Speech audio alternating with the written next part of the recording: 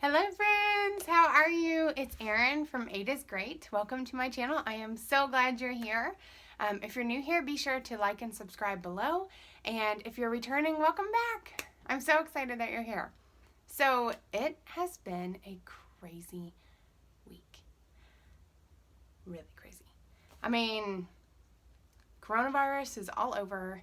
It is shutting down schools. It is canceling activities. It is truly turning our world upside down. And I don't know if you are anything like me, but it feels scary and overwhelming.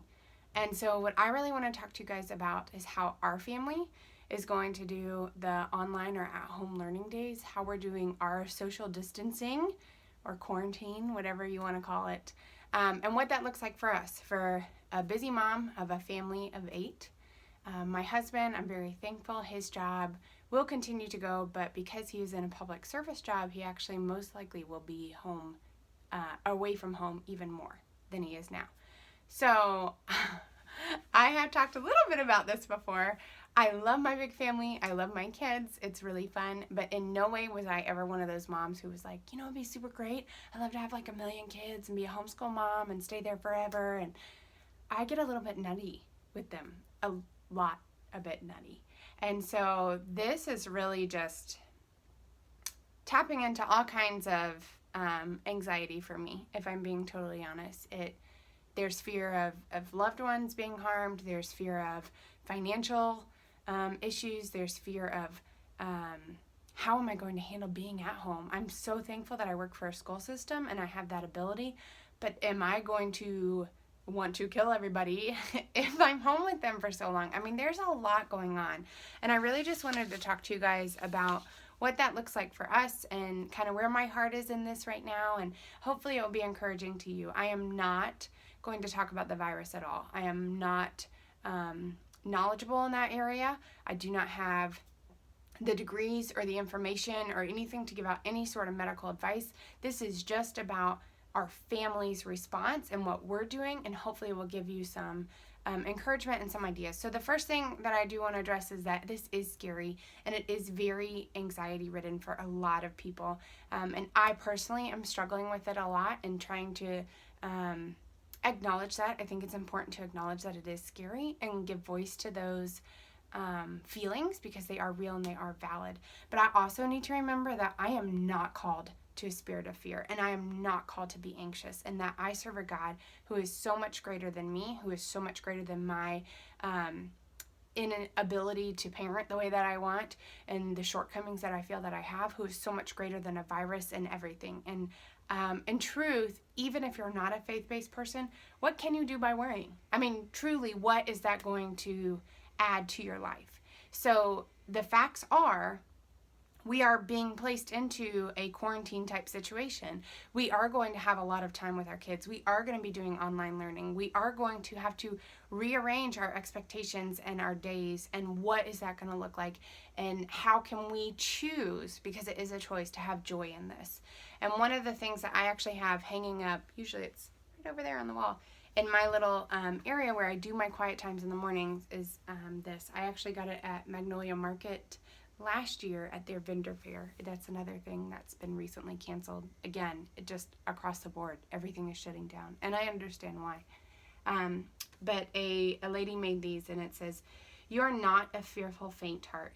You are a faith-filled, spirit-empowered, bold, graceful, wise, intuitive, confident, and expectant, strong heart who knows that God is able."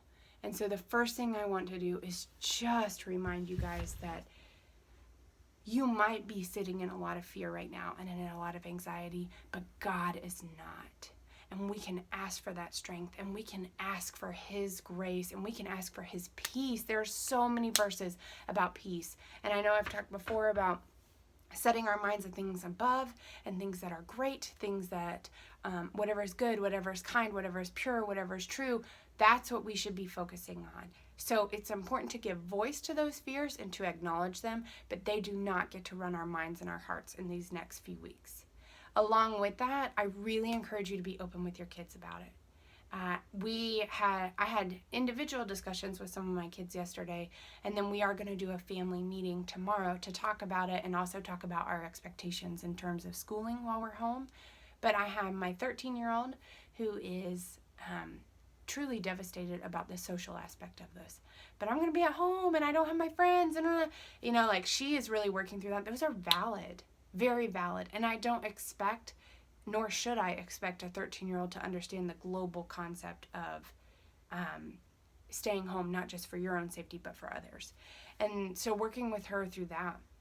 And then my 7-year-old also deals with some anxiety, and he's on the spectrum, and he came to me crying. He was very afraid that something was going to happen to either me or his dad or his stepdad. I cry sometimes and I'm worried that you guys are going to die. Like, oh my goodness, I had no idea that he was carrying that around. So please be open with your kids. Don't just shut it down. They are hearing stuff from all over. They're overhearing what you say. They're hearing their teachers, or they were hearing their teachers at school. They're hearing what their friends say. So take an opportunity to be real with your kids and validate those fears and talk through them. But also remember, again, you have the ability to set the tone that we are not going to live in fear, and we are not going to be a family who is crippled by this, that we are a team, and our team is strong, and our team is backed by God, and we can choose to have joy even in changes. So just remember, you set the tone, not just for whenever you have this meeting, but for the entire time that you are home with your kids and you are doing this at-home learning. It is your tone and your attitude that is going to start the day. So first thing that I want to talk about, and the biggest tip I have, I learned this. I used to be a teacher. I don't know if I've shared that before. So I did teach classroom. I taught second grade. I'm now a speech therapist. I've worked in a variety of settings. And during the summer, I did this very loosely, and it helped a lot. So the first and biggest suggestion I have is to get a schedule. Get a schedule for you. Get a schedule for your kids. It will benefit everybody if you have a schedule. So I went ahead and I typed up my schedule for our at-home learning days. During the summer, I do it very loosely, so it's not like this time, this time, this time. It's sort of like morning activity, then go for a walk.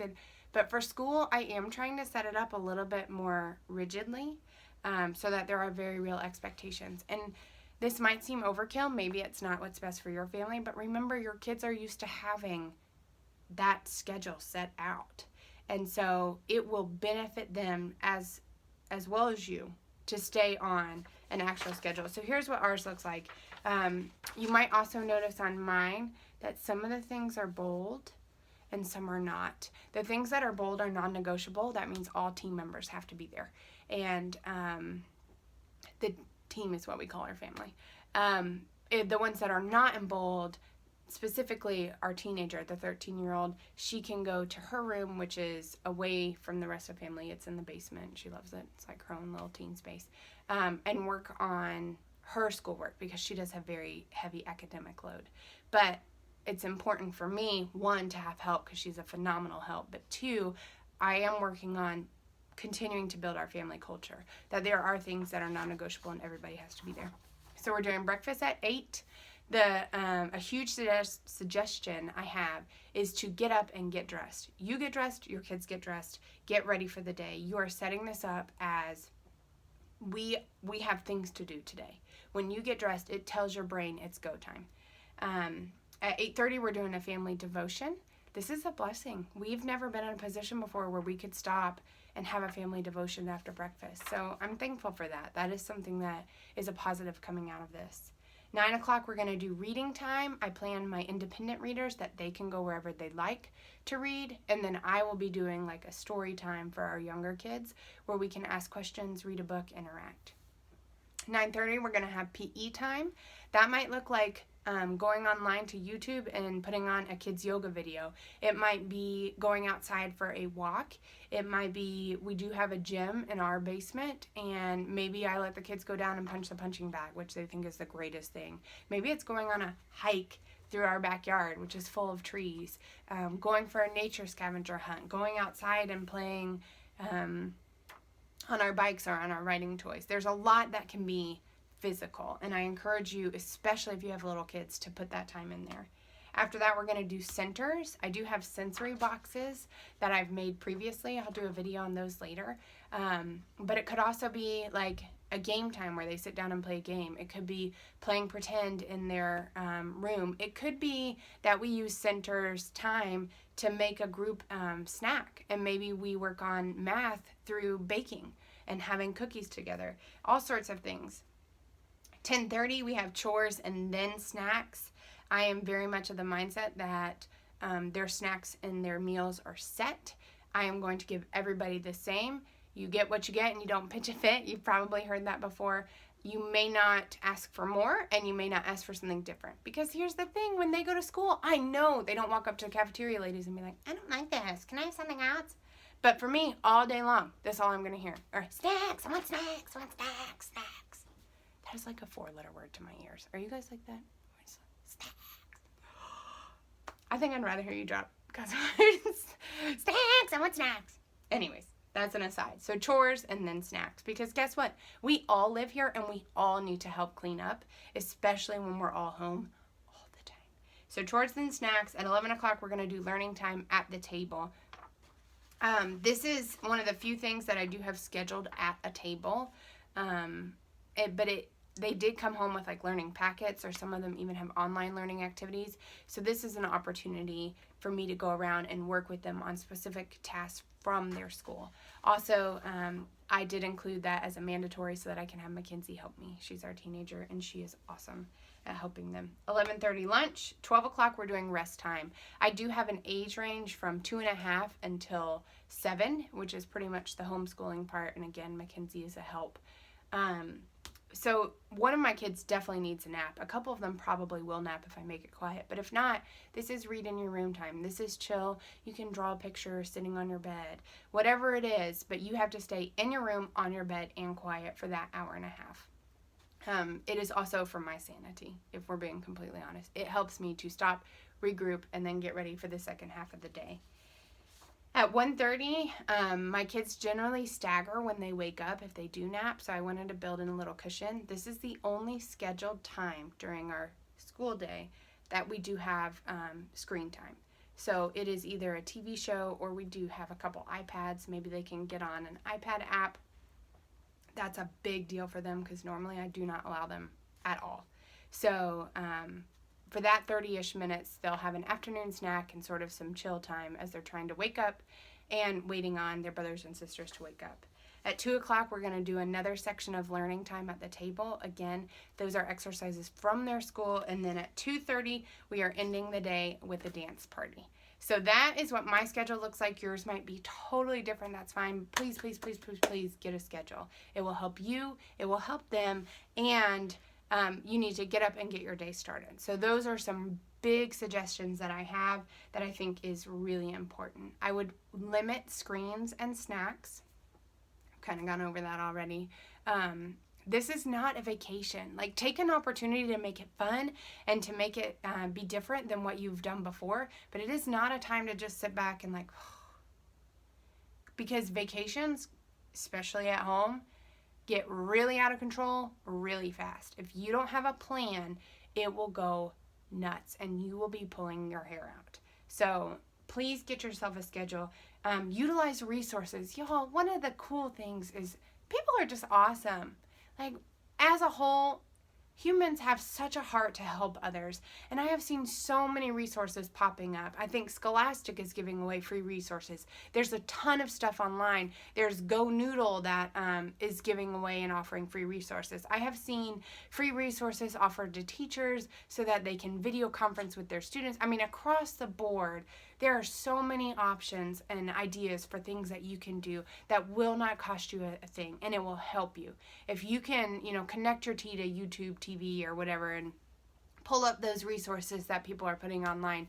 Use them, use them, use them. You do not have to do this alone. One of the coolest things about the situation we're in, and I was talking with Mackenzie about it yesterday with her being anxious and not being around her friends, is we do have technology. We have an ability to connect with one another. We have an ability to support one another. We have an ability to keep ourselves and our families and our communities safe but not be in total isolation. And what a gift that is. So please use the resources. There are so many out there. Be creative in your learning space. It does not have to be at a table all day. Your kids are not sitting in desks all day when they're in the classroom. Don't make them do it now. That will drive all of you guys crazy. If they want to sit in, a cozy corner on a beanbag chair to read a book, go for it. If they want to sit on the floor, if they want to get on spaces that they're not normally allowed to, if you guys are kind and respectful, you can sit on mom and dad's bed and read your book, or whatever it is. Like, be creative in your space. And remember, learning doesn't just happen at a table. It happens in the kitchen. It happens when you're going on walks. It happens when you're playing in your kids' playroom and you're being creative and imaginative and you're talking and building those language skills on describing things. It can happen all over. Be creative with your learning space. This is not a punishment. It's an opportunity. Go outside and have fun. You can still go on walks. You can still play in your front yard. You can still ride bikes up and down your street. You can still go on hikes even if you have an opportunity to do that. Just what I've heard is about a 6-foot distance from other people. So do not go to crowded places. Don't go to the mall. Don't go, it's not an opportunity to take your kids to the local indoor gym or whatever. Try and maintain that distance, but you can still get outside. You can still move your place and your location and put in changes throughout your day.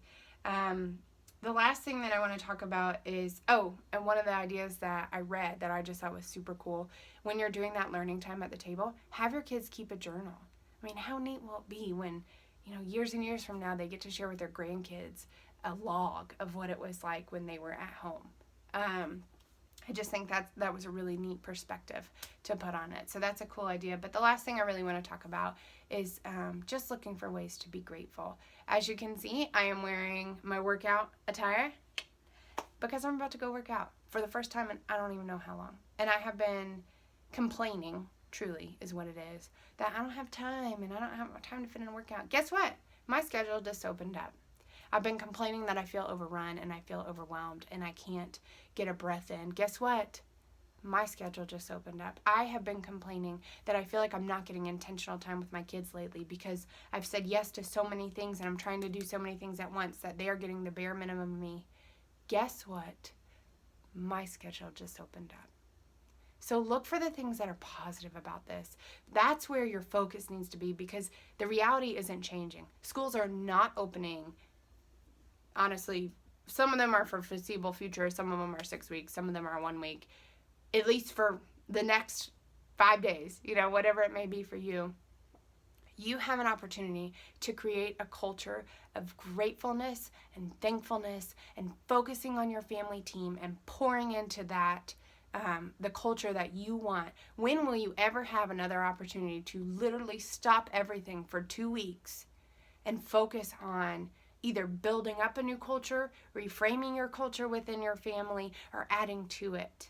This is a gift, and we can be thankful, and it's okay to have fear, and it's okay to have anxiety, and it is okay to acknowledge those emotions, and it's important to, but it is not going to run us. You have the choice to change your heart and your mind to make it something incredible and fun and memorable and something that your kids and your family will talk about forever. And I encourage you to ask the Lord to guide you in this, to stand up and be brave and be bold because we can do it. And it can be a wonderful gift to us and our family. So I hope this is helpful for you. I hope it's encouraging to you. I hope that it gives you some great ideas and resources and things that you can do to just pour into your family and love on your kids at this time. I would love to hear some of your ideas of things that you are doing. I hope that you all remain safe and that you're blessed. And until next time, friends, I'll see you later. Bye.